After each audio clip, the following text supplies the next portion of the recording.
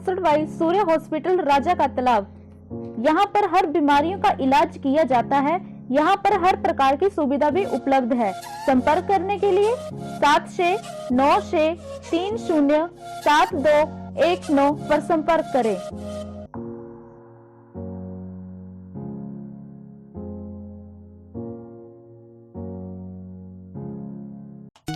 This news is sponsored by Rana fast food and sweet shop बरमाड।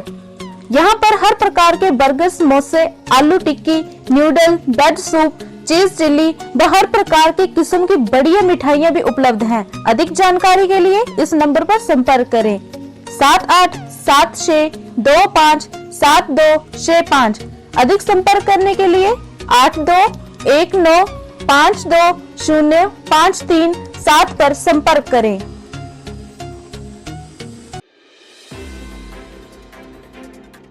आज फतेहपुर में हमारी party Himachal party के प्रदेशाध्यक्ष एवं पूर्व सांसद डॉक्टर राजन सुशांत ने अल्टीमेटम के बाद फतेहपुर के हाड़ा चौक पर अपने समर्थकों सहित अनिश्चितकालीन हड़ताल शुरू कर दी। डॉक्टर राजन सुशांत मांगों को मनवाने के लिए समर्थकों को साथ लेकर धरने पर बैठ गए हैं। डॉक्टर राजन सुशांत ने कहा कि जब तक प्रदेश सरकार उनकी मांगों को नहीं मानती है तब तक उनका समर्थकों सहित धरना जारी रहेगा। उन्होंने बताया कि 13 मार्च को फतेहपुर आगमन पर मुख्यमंत्री जयराम ठाकुर को क्षेत्र की मांगों सहित न्यू पेंशन स्कीम के तहत आने वाले कर्मचारियों के लिए पुरानी पेंशन स्कीम बहाल करने की मांग की थी। साथ ही कार्यरत कर्मचारियों का कोरोना काल का रुके डीए भुगतान की मांग भी की थी। उन्होंने बताया कि मांगों को पूरा करने के लिए 1 सप्ताह का समय सरकार को दिया गया था, लेकिन 1 सप्ताह के भीतर उनके द्वारा रखी मांगों पर मुख्यमंत्री द्वारा कोई भी प्रतिक्रिया नहीं दी गई है, जिसके चलते सोमवार को अनिश्चितकालीन धरना शुरू किया गया है, जो कि मांगे पूरी होने तक जारी रहेगा। वहीं उन्होंने दिल्ली में चल रही किसानों के आंदोलन का भी पूरा समर्थन किया। डॉक्टर राजन सुशांत ने कहा कि केंद्र सरकार द्वारा लाया गया कानून किसानों को बर्बाद करके रख देगा। उन्होंने बताया कि केंद्र सरकार के साथ साथ प्रदेश सरकार भी जनहित के मुद्दों में भटक चुकी है। हिमाचल प्लस न्यूज चैनल के लिए रैन से दिलेर सिंह की रिपोर्ट।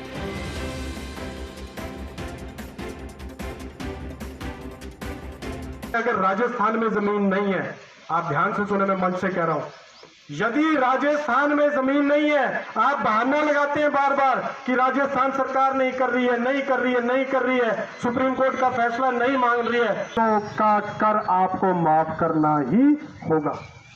ये बात आपको हमारी माननी पड़ेगी। इसके साथ ही जो विषय है, विषय तो बहुत लंबे हैं, मगर मैं अब शॉर्ट में आपको बताता हूं। किसान विरोधी जो बिल है, जो दिल्ली में जिसके खिलाफ धरने पर लोग बैठे हैं, उसका हम समर्थन करते हैं इस मंच से। और किसानों का किसान विरोधी जो बिल है, जिसके खिलाफ पूरा पंजाब, पूरा भारतवर्ष के न जाने कितने प्रदेश खड़े हो गए हैं, आज हिमाचल का कोई नेता खबरदार ये ना कहे कि हिमाचल में इसका विरोध नहीं है। ये जो धरना आप देख रहे हैं, ये आपके दिल्ली के किसान बिल का भी विरोध है। दूसरी बार मिले शिमला में, माननीय मुख्यमंत्री जी को डॉक्टर राजन सुशांत जी ने कहा कि माननीय मुख्यमंत्री जयराम ठाकुर जी, आप प्रदेश के समय राजा हैं और राजा का राजधर्म बनता है कि जनता को दुखी ना करे।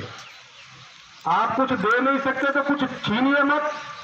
इससे आगे बढ़ के भी डॉक्टर साहब ने मेरे सामने मुख्यमंत्री को कहा कि आजकल यदि किसी के ऊपर कोई भारी ग्रह दशा पड़ जाए, या आप जानते हैं कि किसी का जन्मदिन हो तो अनाज गट्ठों में मनसते हैं, 1.25 किलो जो करते हैं, गट्ठे बनाते हैं, 9 ग्रहों की करते हैं, तो ऐसा माना जाता है भगवान खुश हो रहे हैं। और वहां पे तो थोड़ी थोड़ी कुछ किलो की गट्ठे मनसी जाती हैं। यहाँ पे 1-2 गट्ठों का सवाल नहीं है, लाखों टन अनाज का मामला है जो लोग खाते हैं, अपने लिए उगाते हैं। तो इनके अनाज को मत रोकिए, बहुत पुण्य होगा आपका।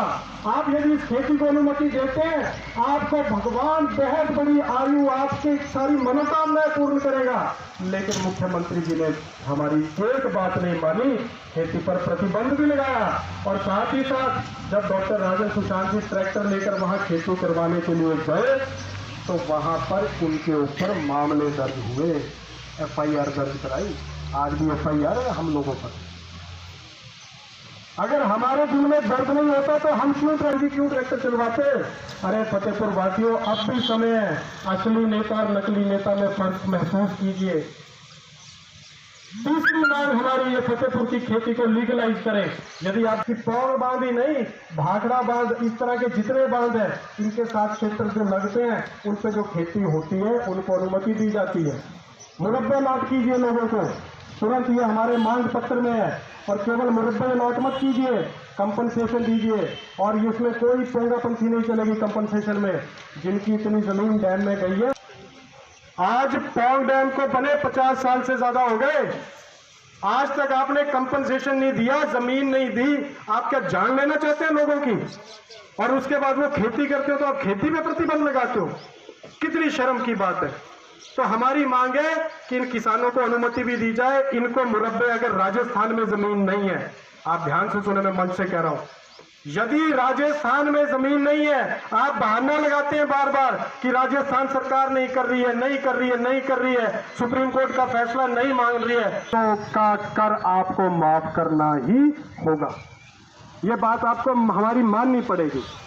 इसके साथ ही जो विषय है, विषय तो बहुत लंबे हैं, मगर मैं अब शॉर्ट में आपको बताता हूं। किसान विरोधी जो बिल है, जो दिल्ली में जिसके खिलाफ धरने पर लोग बैठे हैं, उसका हम समर्थन करते हैं इस मंच से। और किसानों का किसान विरोधी जो बिल है, जिसके खिलाफ पूरा पंजाब, पूरा भारतवर्ष के ना जाने कितने प्रदेश खड़े हो गए हैं, आज हिमाचल का कोई नेता खबरदार ये ना कहे कि हिमाचल में इसका विरोध नहीं है। ये जो धरना आप देख रहे हैं, ये आपके दिल सरकार को चेतावनी दी, कोई असर नहीं हुआ। मेरे कर्मचारी मित्रों ने बड़ी हिम्मत की, बड़ी शिष्टता के साथ शांतिपूर्वक आंदोलन किया। अभी विधानसभा के दौरान भी पूरे सेशन में अनशन पर बैठे रहे। इस सरकार के ऊपर असर ही कोई नहीं हुआ। मैं उम्मीद करता था मुख्यमंत्री जी हमारे यहां आए हैं 13 तारीख को, आते ही कम से कम कर्मचारियों के बारे में तो कुछ बोलेंगे, कोई शब्द नहीं बोला। आज मैं ऐलान करता हूं, मुख्यमंत्री जी आप सोचते हैं कर्मचारी डरते हैं ट्रांसफर से, आप सोचते हैं कर्मचारी दब के रहेंगे, अंदर अंदर ज्वाला फट रहा है, बहुत बड़ा विस्फोट होने वाला है। कर्मचारी परेशान, अधिकारी परेशान।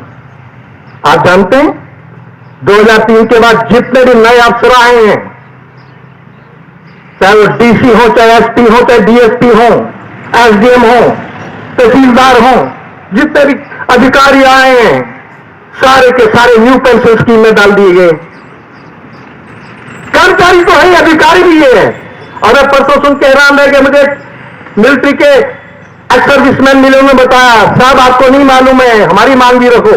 मैंने पूछा क्या? उन्होंने कहा जो बीएसएफ के लोग हैं, जो पैरामिलिट्री के लोग हैं, आईटीबीपी के लोग हैं, सीआरपीएफ के लोग हैं, ये पैरामिलिट्री के लोग आप जानते हैं, बाघा बॉर्डर पर शाम को रोज जो तिरंगा फहराता है, तिरंगा हटाते तो समय सैल्यूट देते, तो हिंदुस्तान की ओर से बीएसएफ की टीम होती है वहां पर। बॉर्डर के ऊपर जब युद्ध आता है तो सबसे पहले बीएसएफ जाती है। अरे मैं हैरान रह गया, उनके ऊपर भी ये एनपीएस कानून लागू हो गया है। आपके अर्धसैनिक बलों के ऊपर भी ये तलवार लटक गई है। वो अधिकारी मायूस हैं। मिलने के बाद 3 विधायक जाते हैं और एक यहां का नेता भी जाता है, मैं नाम नहीं लेना चाहता, खुद ही समझते हैं। वो बोलते हैं अगर आपने खेती चलाने दी जयराम जी तो उसका सारा क्रेडिट जो है राजू श्याम को चला जाएगा, इसलिए खेती बंद कर दीजिए। चलाओ ट्रैक्टर, अफसरों को बोलते हैं ट्रैक्टर पकड़ो और केस दर्ज करो। ये क्या मुख्यमंत्री है? नाम जयराम, पार्टी कहती है राम राज्य। और राम राज्य की कल्पना थी प्राण जाए पर वचन न जाए, रघुकुल रीत सदा चली जाए, प्राण जाए पर वचन न जाए। अरे मुख्यमंत्री बादशाह होता है, उसके मुख से निकला हुआ हर शब्द कानून बनता है। ये कैसे मुख्यमंत्री हैं? आज मुझे प्रसन्नता है, पिछले साल हमने प्रयास किया, केस बना, हम पर एफआईआर दर्ज है पुलिस थाना फतेहपुर में, मेरे पर, मेरे साथियों पर। लेकिन आज सारे एरिया में खटियार से लेके धमेटा से लेके बटाली, सियाल से लेके जिखाड़ा तक, सुदाता से लेके देरा तक और देरा से लेके वापस टेरस तक, झील के चारों ओर लगभग 87 किलोमीटर में आज हजारों नहीं लाखों टन कनक पैदा होगी। हरियाली हरियाली का रोरा नजर आती। ये हजारों लोग, 1 लाख लोग, उनके बच्चे अगर पल जाएंगे तो इस सरकार को तकलीफ क्या है?